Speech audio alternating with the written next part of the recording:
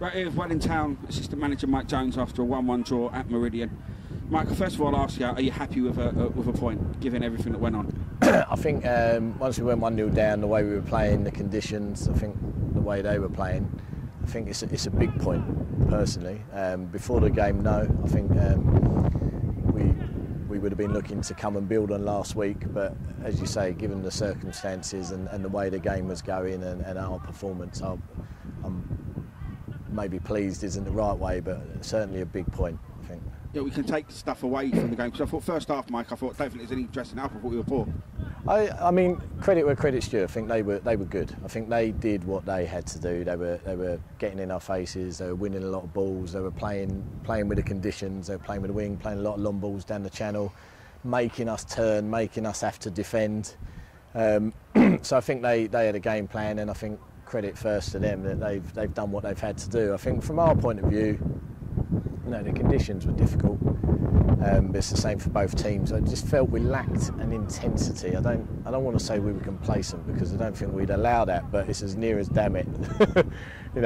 And I think, as you said, to take a point, I'm pleased with, because I think it gets us out of a little bit of jail, and I think it's a kick up the rear that we need to take into training next week, and to now go on another winning run and keep building on that. And I don't think from within the club, any of us, I know there's been a lot of noise from outside the club about the league being won already and stuff like that, and I don't think we've ever thought that for 1 minute. I think we're certainly putting ourselves in contention, but I don't think we've ever felt it's won.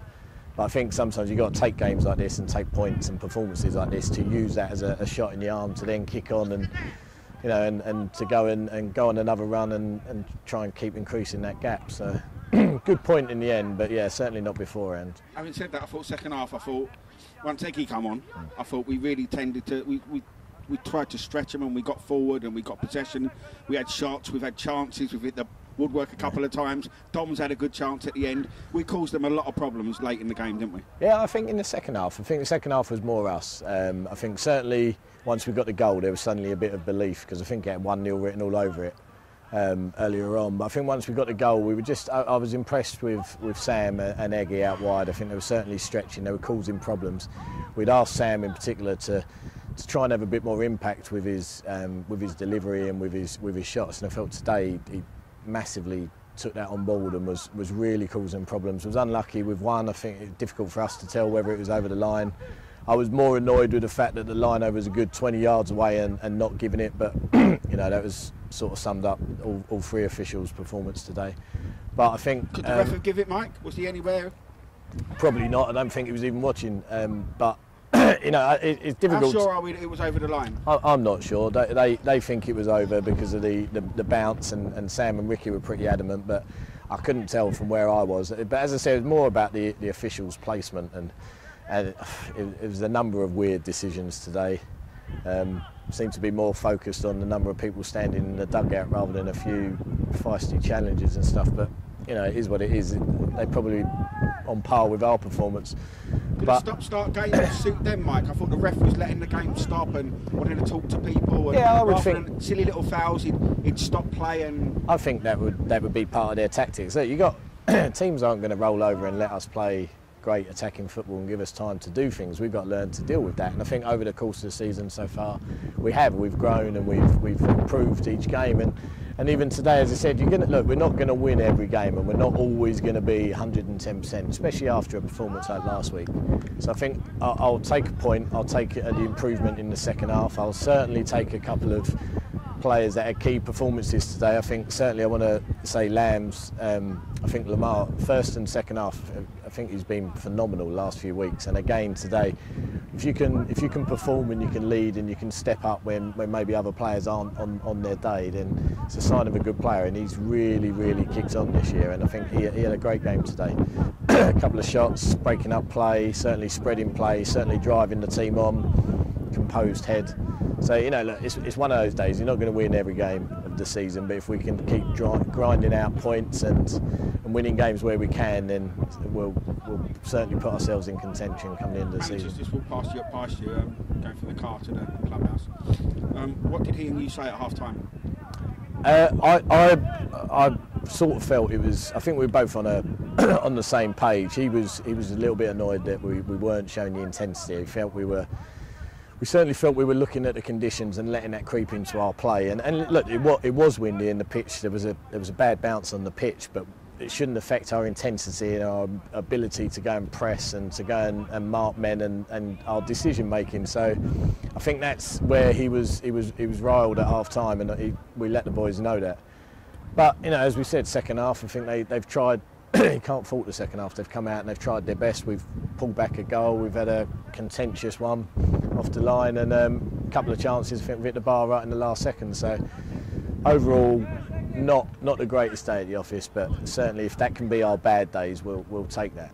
We have a game that I believe has a bit less pressure on it on Saturday, where we welcome a side from Jersey to Bayliss Avenue. It's so special that I'm flying back from Portugal, especially for that game, to film that first one. Class, I'd imagine. Are we taking that seriously, Mike? Will we be as strong as we possibly can, or will we be looking to give people minutes? Well,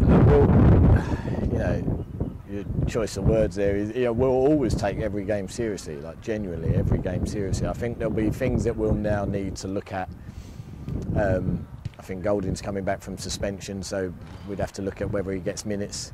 Eggy's now back from his mid-season holiday, so we have to look at maybe getting him minutes. We're also looking at whether there's a partnership between Ali and Golding. Is that an opportunity to have it? But none of that will take away from the fact that we want to win the game and we want to take it seriously. And maybe a couple of people now feel they've got the opportunity to start next week after today's performance. So that's what keeps it interesting. It gives us a headache every week. So. And as for St Peter's, we'll welcome them. But Kevin and myself always said that we try and do things correctly and treat people with respect. What will they look forward to when they come to visit us? They'll look forward to watching us play some attacking football, seeing a good side. No, look, it'll be nice for them to come over. It would have been lovely to go to Jersey. I'm sure they'll enjoy the trip over. We try and be respectful, and it'd be nice to welcome them over, show them around the grounds, have a good chat with them afterwards, and hopefully talk about victory. But hopefully knock them out the carpet. Yeah, we'll play you again sometime. Yeah, send them home, and then we'll send them the live stream of the game. But no, it'll be nice to see them. It'll be nice to have them over. I've seen one of their games against here from Belvedere. They certainly look a good attacking side. They're very good going forward.